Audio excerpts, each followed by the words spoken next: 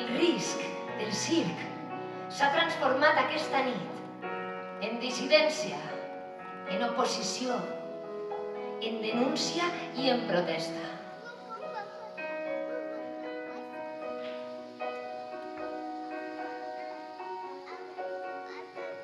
Un peu fora.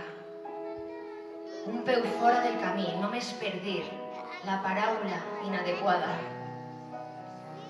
I d'ací, un nou començament que provoque el canvi que tant necessitem.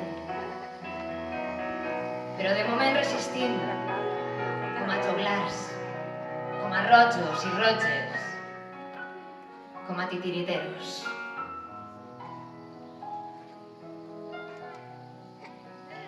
Acceptar la possibilitat de caure, llançar-se com un artista de circ al vertigen del buit, al vertigen de cridar per l'injust, al vertigen de denunciar el poderós,